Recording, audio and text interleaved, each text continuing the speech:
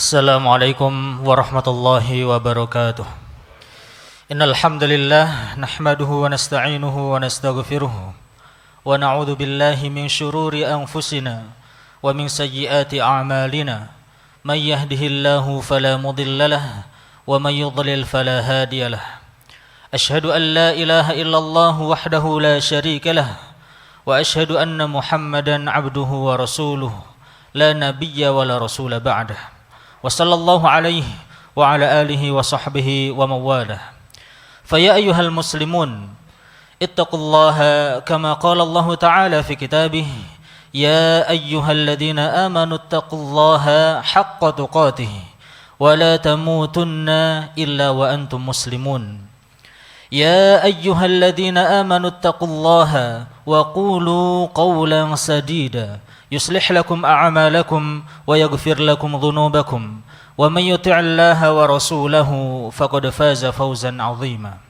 Amma ba'd, fa inna asdaqal hadithi kitabullah wa khairal huda huda Muhammadin sallallahu alaihi wasallam wa syarrul umuri muhdatsatuha fa inna kulla muhdatsatin bid'ah wa kulla bid'atin dhalalah wa kulla dhalalatin finnar. Ma'asyiral muslimin, hadirin sidang Jumat yang semoga dirahmati oleh Allah Subhanahu wa taala. Marilah kita senantiasa bertakwa kepada Allah Subhanahu wa taala. Sesungguhnya di antara penyakit hati yang paling dan sangat berbahaya adalah penyakit kesombongan. Penyakit kesombongan ini tentunya tidak hanya menimpa kepada iblis, mujrimin, para pelaku dosa, tetapi juga menimpa kepada sebagian kaum muslimin. Penyakit kesombongan ini tentunya membawa petaka dan kerugian yang sangat besar. Nabi SAW bersabda, "La yadkhulul jannah man kana fi qalbihi mithqala dzarratin min kibr." Tidak masuk surga seseorang yang di dalam hatinya terdapat kesombongan sebesar zarrah. Ma'asyiral muslimin yang semoga dirahmati oleh Allah Subhanahu wa taala. Sesungguhnya kesombongan sebesar zarrah saja mampu menghalangi seseorang untuk masuk ke dalam surga. Disebutkan dalam bahasa Arab bahwa dzarrah memiliki berbagai makna. Di antaranya adalah dzarrah memiliki makna semut yang sangat kecil, yang apabila diangkat atau dinaikkan dalam satu timbangan, maka hampir-hampir saja tidak ada beratnya sama sekali. Kemudian di antara makna dzarrah adalah sebutir debu yang menempel pada tangan ketika kita selepas membersihkan tangan kita dari tanah, dan yang menempel di tangan kita, butiran-butiran debu itu disebut dengan dzarrah. Kemudian di antara makna dzarrah juga adalah sesuatu yang sangat kecil, partikel kecil yang terlihat ketika sinar matahari menyinari jendela atau pintu, maka akan terlihat sesuatu yang sangat kecil tersebut, dan itulah yang disebut dengan dzarrah.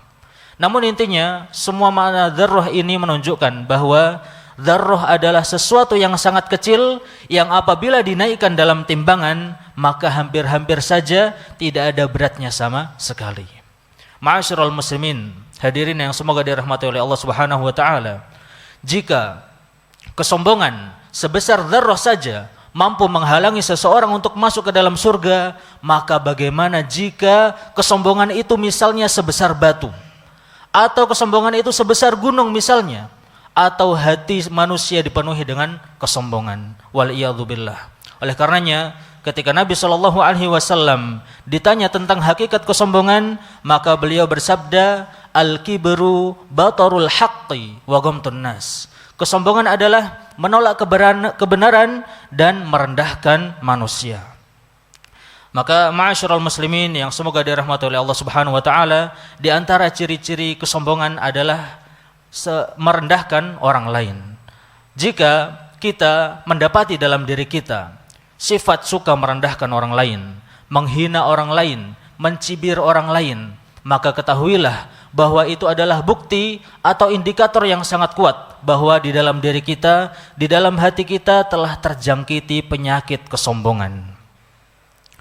Nabi SAW pernah bersabda, "Innallaha amaroni," sesungguhnya Allah telah memerintahkanku, "Innallaha auha ilayya an tawadhu'u," Sesungguhnya Allah telah mewahyukan kepadaku agar kalian bersikap tawadhu, hatta la yafkharu ahadun ala ahadin, hingga tidak ada seorang pun yang berbangga diri atas yang lainnya, hatta la yabghi ahadun ala ahadin, sehingga tidak ada seorang pun yang bersikap sombong terhadap yang lainnya.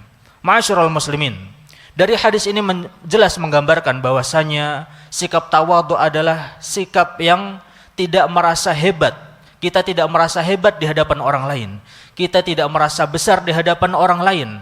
Akan tetapi kita senantiasa menghormati orang lain dan juga menghargainya. Suatu ketika Nabi SAW juga bersabda, Al-muslimu akhul muslim. Seorang muslim merupakan saudara bagi muslim lainnya.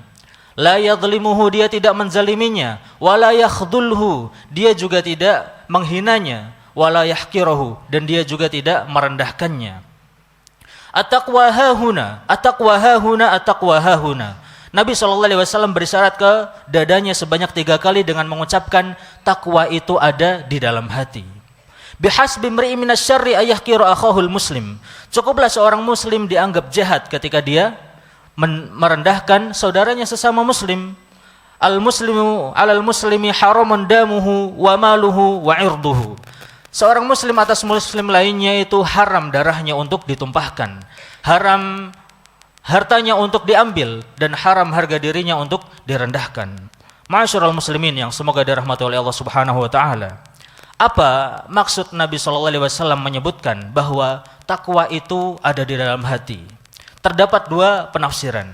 Penafsiran yang pertama adalah Rasulullah SAW mengingatkan kepada kita agar jangan sampai kita merendahkan atau menghina orang lain. Karena sejatinya barometer kedudukan seseorang di sisi Allah Subhanahu wa taala adalah dari ketakwaannya.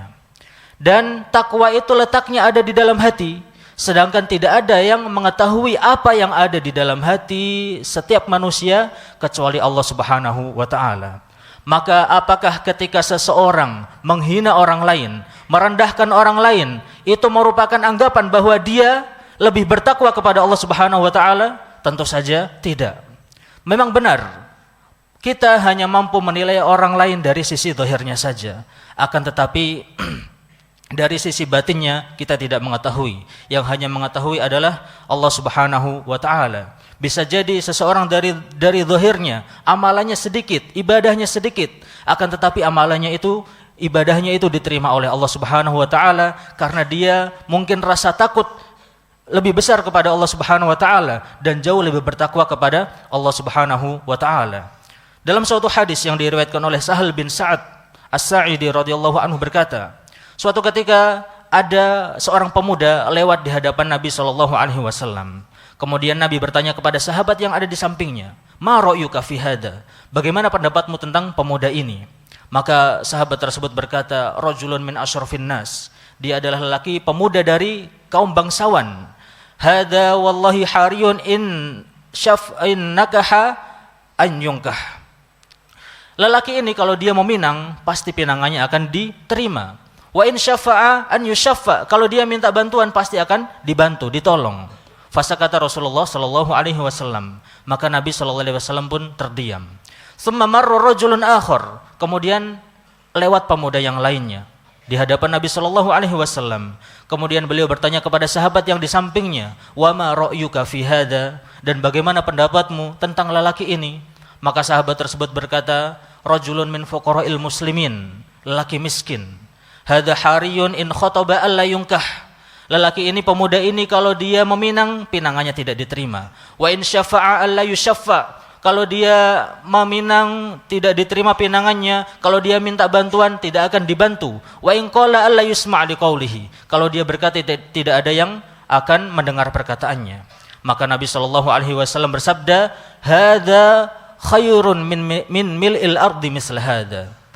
Demi Allah, pemuda yang terlihat miskin ini lebih baik dari dunia seisinya daripada lelaki yang terlihat kaya tadi.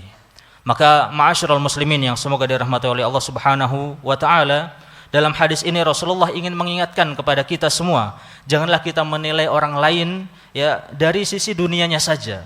Ketika kita melihat orang lain memiliki harta yang kaya, memiliki harta yang banyak, jabatan yang tinggi, lantas kita menghormatinya dan menghargainya. Tetapi ketika kita di hadapan kita ada orang lain yang terlihat biasa saja, atau mungkin pakaiannya kumuh, tidak mengenakan, sehingga kita berani merendahkannya, maka jangan sampai kita memiliki penyakit hati yang sangat merugikan ini, yaitu penyakit kesombongan.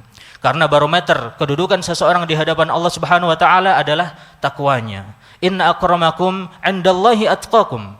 Sesungguhnya yang paling mulia di antara kalian di sisi Allah Subhanahu wa taala adalah yang paling bertakwa. Hadirin yang semoga dirahmati oleh Allah Subhanahu wa taala.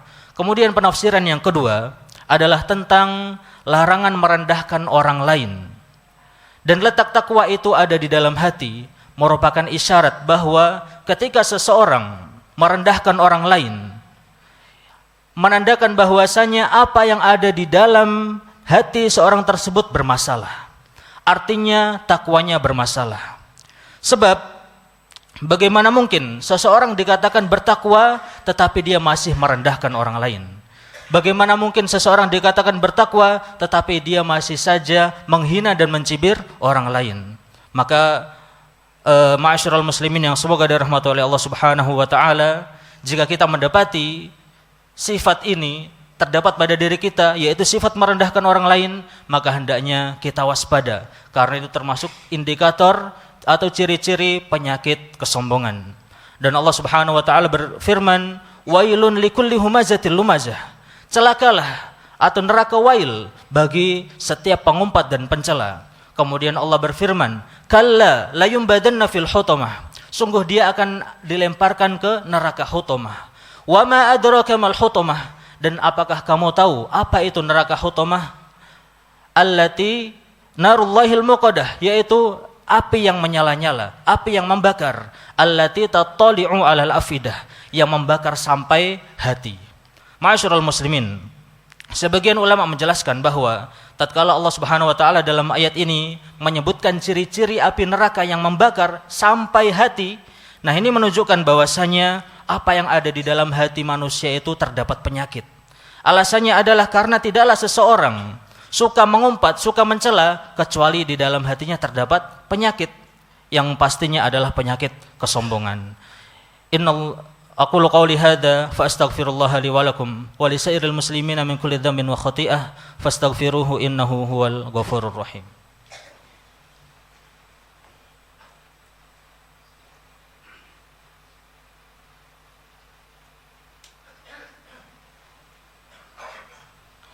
Alhamdulillahilladzi ala ihsanih wa syukru lahu ala taufiqihi wa amtinanihi wa asyhadu an la ilaha illallah wahdahu la syarika lahu ta'ziman li sya'nihi wa asyhadu anna Muhammadan abduhu wa rasuluhu ad-da'i ila ridwanih. Allahumma salli alaihi wa ala alihi wa sahbihi wa ikhwanih. Fa ya ayyuhal muslimun ittaqullaha faqad fazal muttaqun. Hadirin jamaah Jumat yang semoga dirahmati oleh Allah Subhanahu wa taala, marilah kita senantiasa meningkatkan ketakwaan kita kepada Allah Subhanahu wa taala. Perlu kita ketahui bahwa di antara sifat orang-orang munafik adalah suka mencela orang lain, suka merendahkan kaum muslimin. Disebutkan dalam firman Allah Subhanahu wa taala, alladzina yalmizunal muttawwi'ina minal mu'minina fis shadaqat. Orang-orang munafik adalah orang-orang yang suka mencela orang-orang yang beriman yang bersedekah dengan sukarela. Walladzina la yajiduna illa juhdahum fayaskharuna minhum. Dan ketika ada orang-orang beriman yang bersedekah dengan harta sekadarnya saja, maka mereka juga orang-orang munafik mencibir mereka, menghina mereka. Sakhirallahu minhum, maka Allah akan membalas celaan mereka. Walahum adzabun alim, dan bagi mereka adab yang pedih. Kaum muslimin yang semoga dirahmati oleh Allah Subhanahu wa taala, ayat ini turun tatkala ada para sahabat yang memiliki harta yang banyak. Kemudian mereka menyedekahkan dengan harta kemampuannya tersebut. Namun orang-orang munafik menghinanya, merendahkannya. Mereka mengatakan bahwa para sahabat ini bersedekah karena riya. Kemudian ada beberapa sahabat yang lainnya yang memiliki harta pas-pasan, mereka bersedekah dengan sekedarnya saja, dengan sekadar apa yang dimilikinya saja. Mereka juga tidak lepas dari hinaan orang-orang munafik. Mereka berkata, Allah tidak menerima sedekah mereka, karena yang mereka sedekahkan itu adalah harta yang sedikit. Ma'asyiral muslimin, maka dari itu hendaknya kita semuanya waspada dan berhati-hati, jangan sampai di dalam diri kita memiliki sifat seperti sifatnya orang-orang munafik yang suka merendahkan orang lain, yang suka menjatuhkan harga diri orang lain. Apabila kita mendapati saudara kita atau orang lain yang bersedekah dengan harta yang sedikit misalnya, maka janganlah kita merendahkannya. Karena bisa jadi harta yang sedikit yang disedekahkan itu diterima oleh Allah Subhanahu wa taala. Nabi SAW bersabda, sabaqa dirhamun mi'ata alfin. Sedekah 1 dirham bisa mengalahkan sedekah 100.000 dirham. Ya, bisa jadi karena dia bersedekah lebih ikhlas, ya, lebih takut kepada Allah Subhanahu wa taala, sehingga amal ibadahnya diterima oleh Allah Subhanahu wa taala. Kaum muslimin yang semoga dirahmati oleh Allah Subhanahu wa taala. Kemudian yang perlu kita ketahui juga adalah bahwa kesombongan itu tidak selamanya terlihat dari penampilannya saja. Karena bisa saja seseorang memiliki penampilan yang baik, penampilan yang bagus, suka berpenampilan indah, tetapi dia tidak suka merendahkan orang lain. Dia tidak suka menjatuhkan harga diri orang lain. Lihatlah apa yang disabdakan oleh Nabi SAW. La yadkhulul jannah man kana fi qalbihi mithqala dzarratin min kibr. Tidak masuk surga seorang yang di dalam hatinya ada kesombongan meskipun sebesar dzarrah. Kemudian ada seorang sahabat berkata, innar rajula yuhibbu an yakuna saubuhu hasanan. Sesungguhnya ada seorang yang suka kalau bajunya itu bagus, wa na'luhu hasanah, dan sandalnya itu bagus. Maka apa yang disabdakan oleh Nabi SAW, innallaha jamil yuhibbul jamal. Sesungguhnya Allah itu maha indah dan menyukai keindahan. Al-kibru batarul haqqi wa ghamtun nas. Kesombongan itu adalah menolak kebenaran dan merendahkan manusia. Oleh karenanya, bisa jadi seseorang yang mengenakan pakaian yang bagus, penampilannya indah, tetapi dia tidak sombong. Dia tidak suka merendahkan atau menjatuhkan harga diri orang lain. Pun sebaliknya, ada seorang miskin yang justru malah sombong. Dia miskin, mungkin dari penampilannya memang zuhud, ya, tetapi dia sombong. Orang yang seperti ini pun ada. Ada yang orang seperti ini. Karena Nabi SAW pernah bersabda, salasatun la yukallimuhumullahu yaumal qiyamah. Ada 3 golongan yang mana Allah tidak akan mengajak mereka berbicara pada hari kiamat. Wala yanzuru ilaihim. Allah tidak mau melihat mereka. Wala yuzakkihim. Allah tidak ingin mensucikan mereka. Walahum adzabun alim. Dan justru bagi mereka adab yang pedih. Yang pertama adalah syaikhun zanin, yaitu orang tua pezina. Wa malikun kadzab. Yang kedua adalah pemimpin yang berdusta. Wa ailun mustakbir. Dan yang ketiga adalah orang miskin yang sombong. Ma'asyiral muslimin, maka hendaknya kita senantiasa bertakwa kepada Allah Subhanahu wa taala. Jika seseorang menemukan dalam dirinya sifat suka merendahkan orang lain, maka ketahuilah bahwa itu adalah penyakit hati yang berbahaya, yaitu penyakit kesombongan. Dan berhati-hatilah karena kesombongan ini adalah penyakitnya iblis, ya. Dan neraka jahanam adalah seburuk-buruk tempat bagi orang-orang yang sombong. Allah Subhanahu wa taala berfirman, "Fabi'sa mathwal mutakabbirin." Maka neraka jahanam itulah seburuk-buruk tempat bagi orang-orang yang sombong. Dan sesungguhnya pada hari kiamat kelak Allah Subhanahu wa taala akan menghinakan orang-orang yang sombong selama di dunia. Nabi SAW bersabda, "Yuhsyarul mutakabbiruna yaumal qiyamati amsalad dzar." Pada hari kiamat kelak orang-orang yang sombong akan dikumpulkan seperti semut yang kecil, fi suwarir rijal, tetapi memiliki muka manusia. Yaghsyahumud dhullu min kulli makan. Mereka diliputi segala kehinaan dari segala penjuru. Maka ma'asyiral muslimin yang semoga dirahmati oleh Allah Subhanahu wa taala, ketika seseorang di dunia merasa bangga, merasa sombong, merasa hebat atau ujub di hadapan orang lain, maka kelak di akhirat Allah Subhanahu wa taala akan memberikan balasan yang setimpal sebagaimana dia sombong di dunia.